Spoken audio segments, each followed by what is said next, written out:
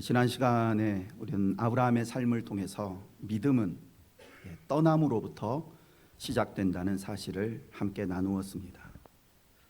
오직 하나님 말씀 하나 믿는 믿음으로 편하고 익숙한 것들에서 떠나 하나님이 인도하실 아직은 보이지 않는 그곳을 향해 나아가는 그 첫 걸음이 믿음의 시작이라고 말씀을 드렸습니다. 믿음은 떠남으로부터 시작됩니다. 믿음은 떠남으로부터 어떻게 된다고요? 시작된다고요. 세상에 속해 있는 것들에서 내 옛사람으로부터 수십 년 동안 나를 붙잡고 있는 그것으로부터 떠남으로부터 본격적인 믿음의 여정이 시작됩니다. 아브라함은 떠나라 라는 한 말씀 듣고 즉시 떠났습니다.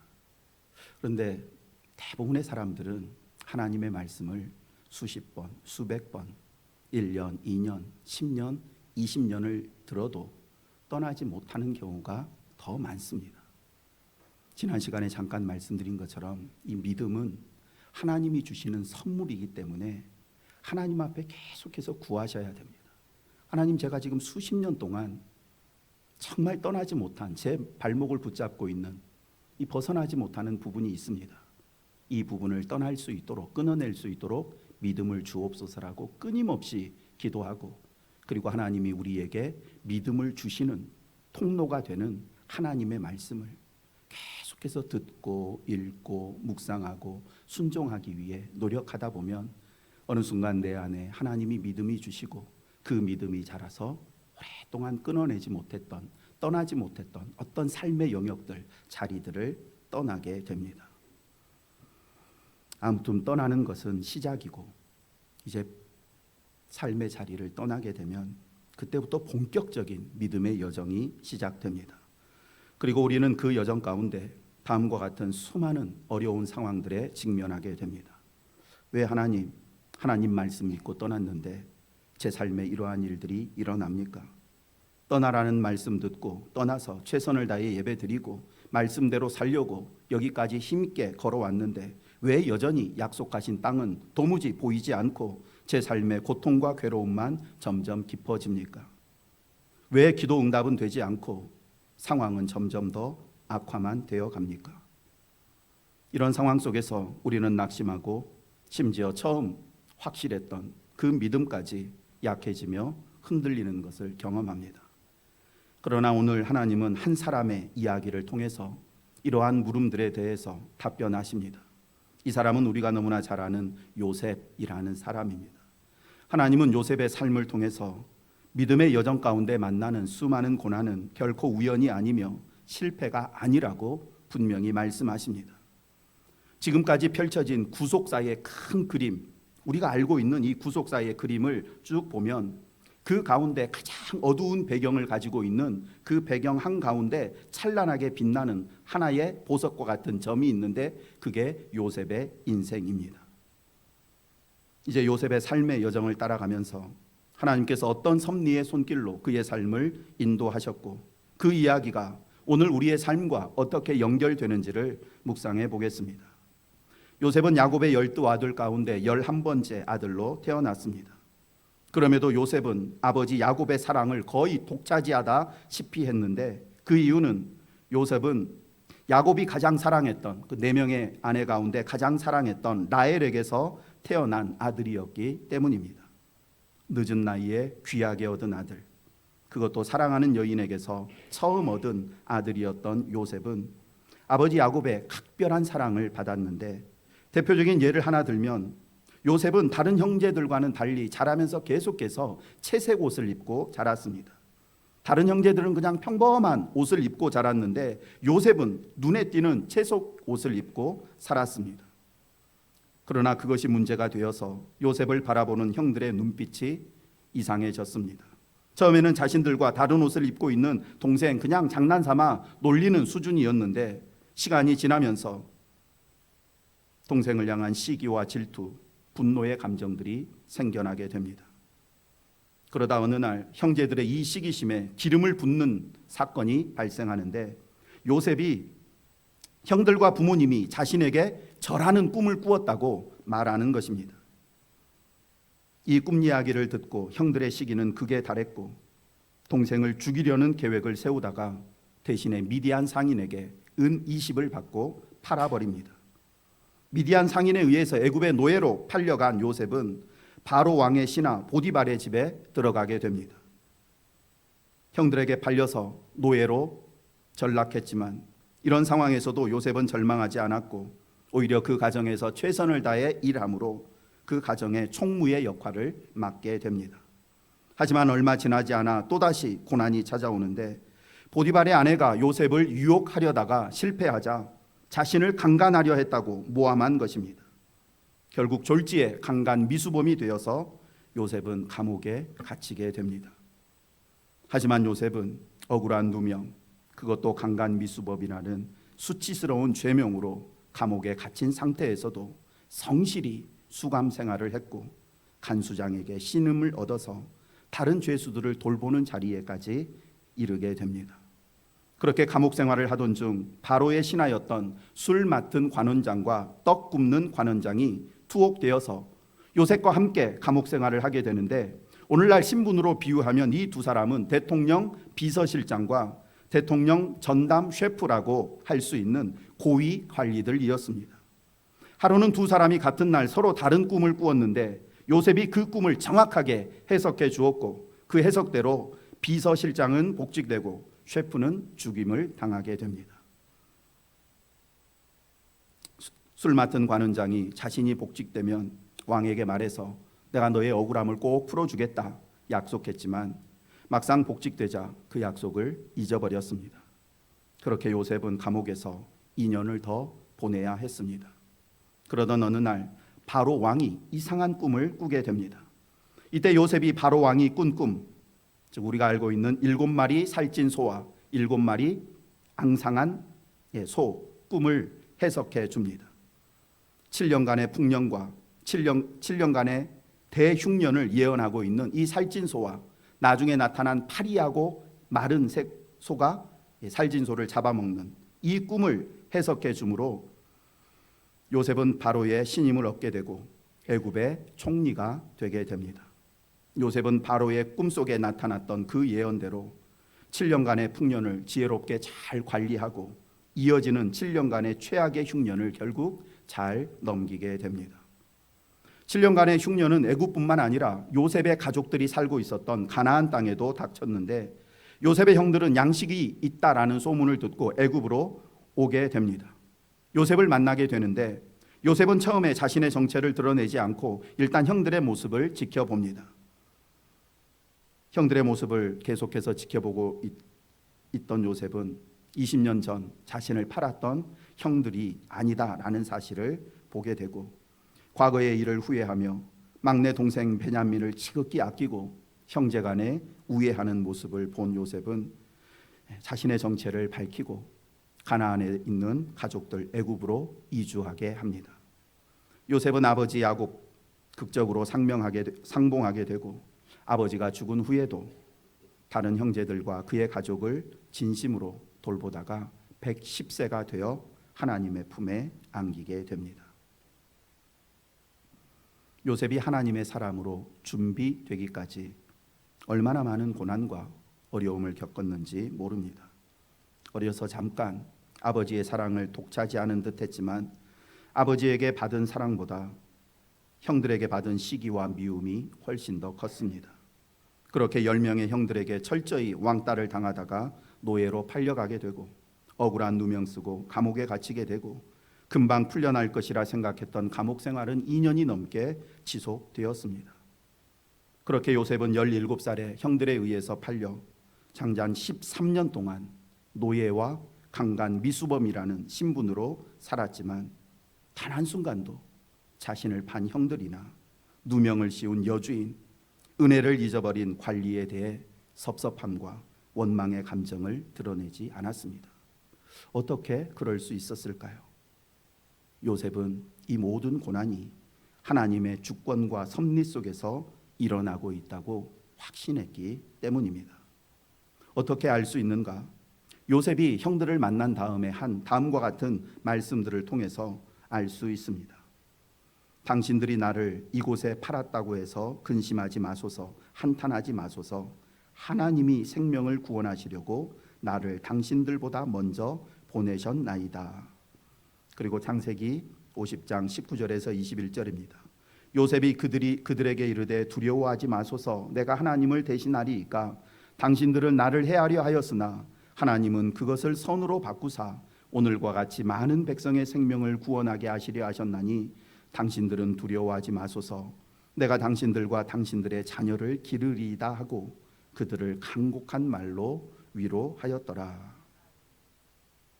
요셉은 더 이상 자신이 꾼 꿈을 자랑하다 형들의 분노를 야기했던 철부지가 아니었습니다. 수많은 고난의 터널을 지나는 동안 그의 신앙과 인격이 크게 성장하고 성숙해졌습니다.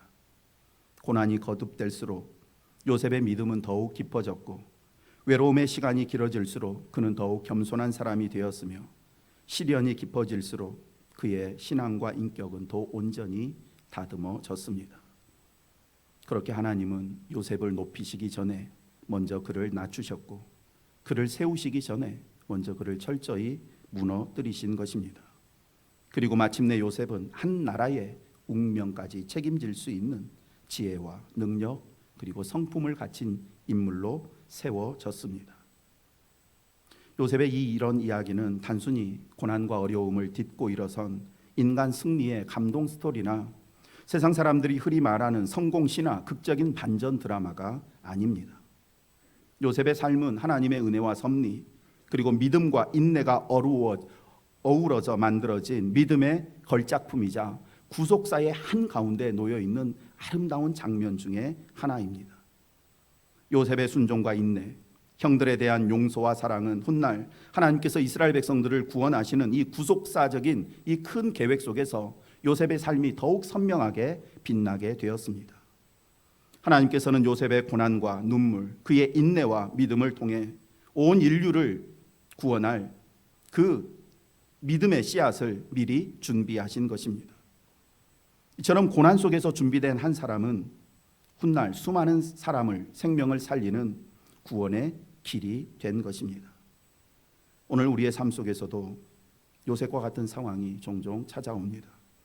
열심히 주를 따랐는데 상황은 더 나빠지는 것 같고 간절히 기도하고 있지만 좀처럼 응답은 주어지지 않으며 사랑하고 용납했는데 오히려 외면과 상처를 받을 때 우리는 당황하고 낙심하게 됩니다. 그러나 사랑하는 성도 여러분, 하나님은 우리를 결코 고난 가운데 홀로 방치하시는 분이 아니십니다. 육신의 눈에 보이지만 않을 뿐 우리를 양육하시고 인도하시는 하나님의 손길은 결코 멈추시지 않습니다.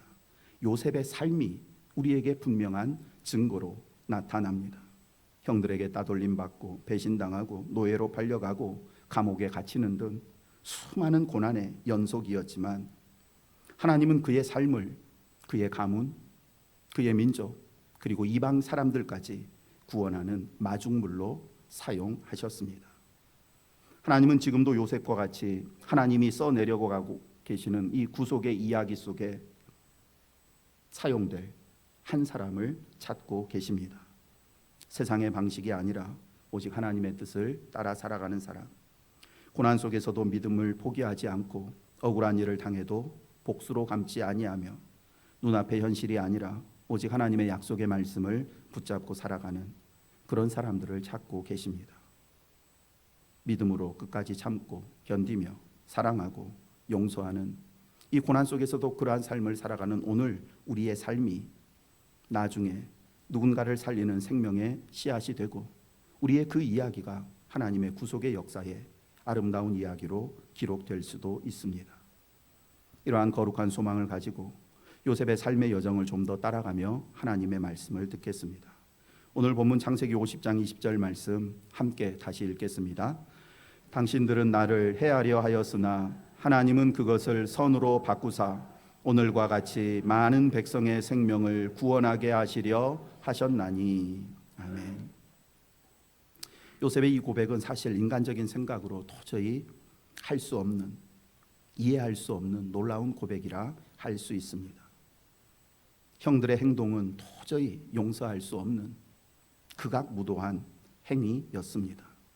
그럼에도 요셉은 형들이 자신에게 행한 그 끔찍한 폭력과 배신과 거짓을 다 용서하고 품어주었습니다. 어떻게 가능했다고요? 자신이 겪은 이 모든 고통, 고난, 괴로움 다 하나님의 섭리 안에서 선으로 바뀐다라는 사실을 믿었고 그 믿음대로 실제로 그 악이 온 생명을 구원하는 선으로 바뀌는 것을 직접 체험했기 때문입니다. 믿음의 눈으로 보는 것이 얼마나 중요한지를 다시금 깨닫게 됩니다. 믿음은 지금 이 순간만 내 눈에 보이는 대로만 보이는 것으로 만들어지지 않습니다. 믿음은 하나님이 그리시는 전체 그림을 볼 줄 아는 힘이고 현실의 이면에 감추어져 있는 하나님의 섭리의 손길을 볼 수 있는 능력, 그것이 믿음입니다. 요셉은 바로 이 믿음으로 자신에게 폭력을 행사하고 죽이려고까지 했던 형제들을 용서할 수 있었던 것입니다. 하나님은 모든 것을 결국 선으로 바꾸신다는 믿음이 있었기에 이 고난과 억울함은 원망과 절망이 아닌 인내와 순종의 기회로 삼았던 것입니다. 고난 속에도 하나님의 선한 뜻은 늘 있다는 이 믿음, 이것이 요셉을 끝까지 견디게 했고 용서하게 했으며 결국 그는 예수 그리스도를 예표하는 가장 분명한 사람이 되었습니다. 그러므로 오늘 이 시간 우리가 해야 할 일은 우리 역시 눈앞에 있는 상황만 바라보며 낙심하는 것이 아니라 이 상황 속에서도 여전히 함께 하시는 하나님을 조금 더 신뢰하는 일입니다. 요셉이 극심한 고난과 억울함, 고통 속에서 보았던 그 하나님의 손길을 오늘 저와 여러분도 볼 수 있기를 원합니다. 하나님의 자녀에게 우연이란 결코 없습니다. 모든 일이 다 하나님의 계획 속에 담겨 있습니다. 믿음의 눈으로 하나님의 계획, 하나님의 손길을 볼 때 우리는 좀 더 견디게 되고 미움 대신 사랑을 선택하게 되고 결국 우리의 삶은 예수님의 향기를 풍기는 예수님의 사람이 되게 됩니다. 이제 시편 말씀을 통해서 하나님께서 요셉의 인생을 어떻게 단련시키셨는지 보다 구체적으로 살펴보겠습니다. 시편 기자는 요셉의 일생을 다음과 같이 요약하고 있습니다. 그가 한 사람을 앞서 보내셨으며 요셉이 종으로 팔렸도다. 그의 발은 착고에 차고 그의 몸은 쇠사슬에 매였으니 곧 여호와의 말씀이 응할 때까지라. 그의 말씀이 그를 단련하였도다. 왕이 사람을 보내어 그를 석방하며 뭇 백성의 통치자가 그를 자유롭게 하였도다. 시편 기자는 요셉의 인생을 한 문장으로 이렇게 표현합니다. 하나님이 앞서 보낸 한 사람. 요셉은 어떤 사람이었다고요? 하나님이 앞서 보낸 한 사람. 형들에 의해서 노예로 팔려간 사람이 아니라 하나님이 특별한 사명을 부여하여 파견한 사람이었다라는 것입니다. 요셉의 애굽행은 외형적으로만 보면 형제들의 시기와 미움 때문이었지만 그 배후에는 아브라함의 자손을 구속사의 주역으로 삼기 위한 하나님의 오묘한 섭리가 담겨 있었던 것입니다. 결국 요셉은 팔려간 사람이 아니라 보내심을 받은 사람이었던 것입니다. 우리는 여기서 매우 중요한 교훈을 깨닫습니다. 동일한 상황이라도 이 상황을 어떤 관점으로 보느냐에 따라 현 상황에 대한 해석이 완전히 달라진다는 사실입니다. 만약 요셉이 자신이 하나님께서 보낸 한 사람이라는 생각을 하지 않고 형들에 의해서 팔려간 사람이라고 생각했다면 형들에 대한 분노와 적개심, 억울함으로 노예 생활과 감옥 생활을 버티지 못하고 어쩌면 극단적인 선택을 했을지도 모릅니다. 그러나 요셉은 하나님이 자신을 이곳으로 보냈다고 믿었습니다. 물론 왜 보내셨는지, 왜 이런 고난과 억울한 일들이 계속해서 일어났는지 정확히 알 수는 없었지만 그러나 한 가지 확신한 것은 이 모든 일이 하나님의 섭리 안에서 일어나고 있다. 이 사실만큼은 조금도 의심하지 않았습니다. 이처럼 우리 삶 속에서 일어나는 모든 일들을 하나님의 관점에서 하나님의 섭리의 손길 아래에서 바라보고 이해하려고 할 때 우리는 좀 더 인내할 수 있고 좀 더 마음의 평안을 빨리 회복할 수 있으며 더 오랫동안 평안한 자리에 거할 수가 있습니다. 물론 그것이 말처럼 쉽지만은 않습니다. 꾸준히 말씀을 묵상하고 그리고 매일마다 말씀을 전하고 있는 저에게조차 이 일은 쉽지가 않습니다. 하지만 그럼에도 불구하고 확실한 사실은 오직 하나님의 말씀만이 인내할 힘을 주고 평안의 비결이 되고 담대함의 원천이 된다는 사실입니다. 말씀을 가까이 하면 할수록 그래도 남들보다는 좀 더 오래 참을 수 있고 좀 더 빨리 평안을 회복할 수 있고 더 강한 용기를 얻을 수가 있습니다. 그러니 사랑하는 성도 여러분, 매일 조금씩이라도 하나님 말씀 여러분 스스로 읽고 꾸준히 듣고 묵상하는 삶을 사시기를 원합니다. 그래서 말씀의 눈으로 하나님이 모든 것을 주관하고 계신다는 이 말씀의 눈으로 여러분의 상황을 해석하시고 말씀 안에서 하나님이 주시는 인내와 소망 가운데 평안을 누리시기를 원합니다. 계속해서 19절 말씀에 중요한 말씀이 기록되어 있는데 그 말씀은 바로 여호와의 말씀이 응할 때까지라는 말씀입니다. 이 짧은 말씀 속에 귀한 진리가 담겨 있습니다.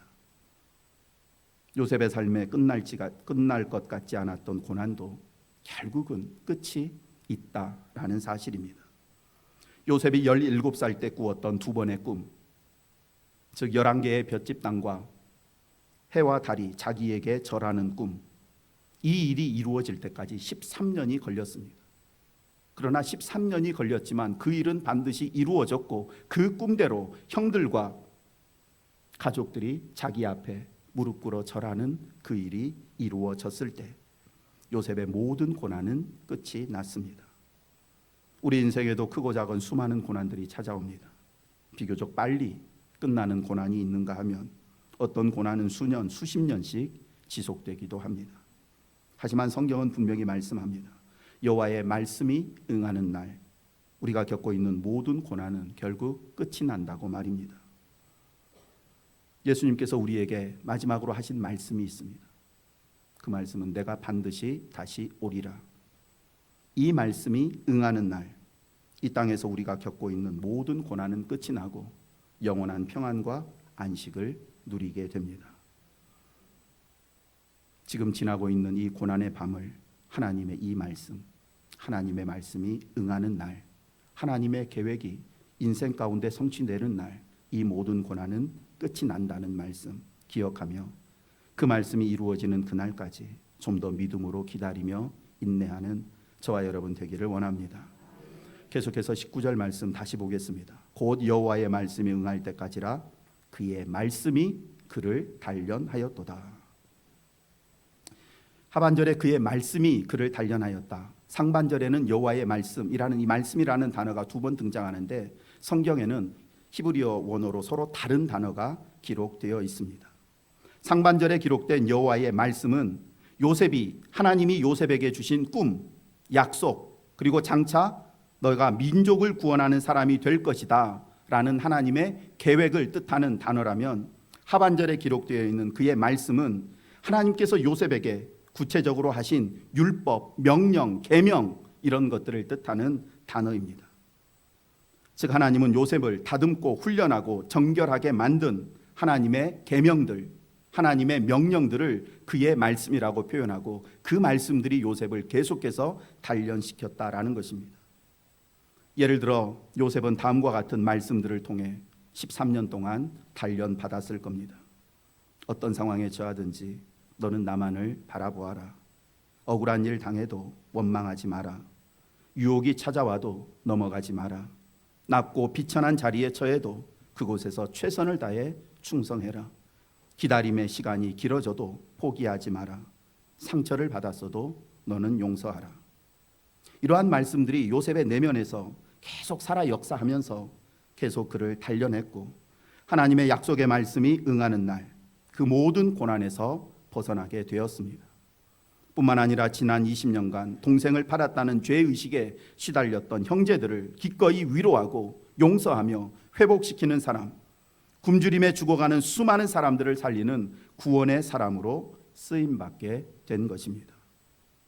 하나님께서 사용하시는 사람은 단 한 사람도 예외 없이 고난이라는 용광로를 통과하게 되어 있습니다. 하나님은 준비되지 않은 사람을 사용하시지 않는데 하나님이 누군가를 준비하시는 과정에서 반드시 거치는 과정이 고난이라는 과정입니다. 결국 고난은 우리를 괴롭히고 힘들게 만드는 형벌이 아니라 우리를 하나님의 일꾼으로, 누군가를 구원하는 구원의 통로로 준비시키기 위한 연단의 과정인 것입니다. 지금 혹시 말씀대로 살려고 나름대로 애를 쓰는데도 끝나지 않는 듯한 고난과 기다림 가운데 있는 분이 계십니까? 억울하고 이해할 수 없는 사건, 이리저리 피하려고 해도 도무지 피할 수가 없는 시련 가운데 있는 분이 계십니까? 그렇다면 이렇게 믿으시기 바랍니다. 하나님이 지금 나를 다루고 계신다. 하나님이 나를 언젠가 다른 누군가를 위로하고 세우고 구원하는 사람으로 삼으시기 위해 그를 구원할 수 있는 힘을 지금 나에게 준비시키고 계신다. 고난이 클수록 하나님은 우리를 더 많은 사람을 품고 살리고 변화시키는 사람으로 사용할 것입니다. 이 사실을 기억하고 고난의 시간, 약속의 말씀 붙잡고 믿음으로 인내하시기를 원합니다. 하나님의 말씀이 응할 때 고난 가운데 차분히 준비된 저와 여러분을 통해 놀라운 구원의 역사가 일어날 것입니다. 하나님은 지금도 우리 가운데에서 앞서 보낼 한 사람을 찾고 계십니다. 이 가운데 내가 누구를 앞서 보낼까? 어쩌면 고난 가운데 있는, 극심한 고난 가운데 있는 내가 하나님이 앞서 보낼 한 사람일지도 모릅니다. 지금은 내 신앙의 연수도 짧고 특출난 것도 없지만 어쩌면 1년 뒤, 5년 뒤에 내 가정을 살리고 내가 속한 모임을 살리고 어쩌면 이 교회를 살릴 한 사람으로 보내기 위해 지금 고난의 준비의 시간들을 겪게 하시는 것입니다. 1년, 2년, 어쩌면 10년이 넘는 고난과 훈련의 시간을 받아야 할 수도 있지만 우리가 어떤 상황에 처하든지 항상 그곳에 함께 하시며 나를 준비시키시고 도우시고 훈련시키시는 하나님을 믿음으로 이 고난을 통해서 조금 더 성장하고 성숙해지게 되면 하나님의 때가 되었을 때 하나님께 쓰임받는 위대한 사람들 되기를 원합니다. 말씀을 마칩니다. 오늘 우리는 요셉의 삶을 통해서 고난 속에 숨겨진 하나님의 놀라운 섭리의 손길을 보았습니다. 믿음의 길에는 반드시 고난이 있습니다. 어쩌면 믿음의 길이 곧 고난의 길이라고 해도 과언이 아닙니다. 그러나 믿음의 길에서 만나는 모든 고난은 결코 우연이 아니고 무의미하지도 않습니다. 고난 속에서 우리는 하나님의 계획 점점 더 선명하게 보게 되고 우리의 믿음과 인격은 더욱 정결하고 강하게 다듬어지게 되고 그 과정 속에서 하나님의 영광은 점점 빛나게 드러나게 될 것입니다. 요셉이 수많은 고난의 용광로를 지나면서 정금과 같이 순결하고 단단한 믿음의 사람이 되어 애굽의 총리라는 자리에 이르렀음에도 그 힘을 가지고 형제들에게 복수하지 않고 오히려 굶주린 사람들, 이방 사람들까지 살리는 그러한 하나님의 사람이 되었던 것처럼 말입니다. 오늘 말씀의 제목이 무엇입니까? 고난 속에서 준비된 사람 요셉. 말씀의 제목이 뭐라고요? 고난 속에서 준비된 사람 요셉. 용광로에 들어가지 않으면 정금을 추출할 수 없는 것처럼 고난을 통과하지 않으면 다른 사람을 살리고 구원하는 하나님의 일꾼으로 준비될 수가 없습니다. 내 가족을 구원하기 위해서라도 우리는 오늘 고난을 통과해야 합니다. 요셉이 구원해야 할 형제들은 너무나 약하고 큰 허물이 있는 사람들이었기에 그들을 용서하고 용납하기 위해 요셉은 그만큼 더 많은 힘이 필요했고 그 힘이 필요했기에 고난의 시간도 더 길고 더 험난했던 것입니다. 상상할 수도 없는 고난을 겪으며 준비된 요셉, 하나님의 때가 되었을 때 형들을 용서하고 온 세상에 임한 7년간의 기적을 하나님의 지혜로 해결하며 수많은 사람들을 살리는 구원의 통로가 되었습니다. 고난이 클수록 사명도 크다. 고난이 깊을수록 하나님이 나를 통해 이루실 구원의 역사도 크다. 이렇게 믿으시고 요셉처럼 준비된 사람이 되어서 하나님의 때가 되었을 때 하나님께 쓰임받는 저와 여러분 되기를 간절히 소망합니다. 거룩하신 하나님 아버지, 오늘도 귀한 말씀으로 저희의 마음을 일깨워 주시고 특별히 요셉의 삶을 통해 고난 속에 숨겨진 하나님의 섭리를 깨닫게 하시니 감사합니다. 하나님 아버지, 지금까지 저희는 저희 삶에 찾아온 이해할 수 없는 고난과 억울하고 답답한 일들, 우리의 예상을 넘어선 긴 기다림의 시간 속에서 자주 마음이 흔들리고 때로는 원망하며 낙심할 때가 많았습니다. 그러나 오늘 말씀을 통해 다시 깨닫습니다. 이 고난 결코 우연이 아니며 하나님께서 저희를 하나님의 사람으로 준비시키는 과정임을 믿습니다. 요셉이 고난 속에서 하나님의 말씀으로 단련되어 형제들을 용서하고 많은 사람을 살리는 자로 쓰임 받았듯이 지금 저희의 이 고난을 믿음으로 견디게 하시고 하나님의 때에 하나님의 뜻을 이루는 사람으로 쓰임 받게 하여 주옵소서. 이 고난 앞에 더 이상 낙심하지 않게 원망하지 않게 하시며 오직 주님만 바라보며 좀 더 인내하고 견디게 하여 주옵소서. 특별히 저희 가정과 교회 사랑하는 이들을 위해서 기도합니다. 요셉이 자기 가족을 살리기 위해 고난을 견뎠던 것처럼 저희도 저희의 가족과 다음 세대와 이 교회를 살리는 구원의 통로가 되기 위해 이 고난의 시기를 믿음으로 잘 견디며 순종하게 하여 주옵소서. 하나님의 말씀이 응하는 날 우리 가운데 있는 모든 고난이 끝나고 구속사의 주인공으로 세움받는 우리의 모습을 기대하며 오늘도 참고 견디며 말씀 붙잡고 순종의 걸음 성실히 걸어가는 우리 모두가 되게 하여 주옵소서. 예수님의 이름으로 기도드립니다. 아멘.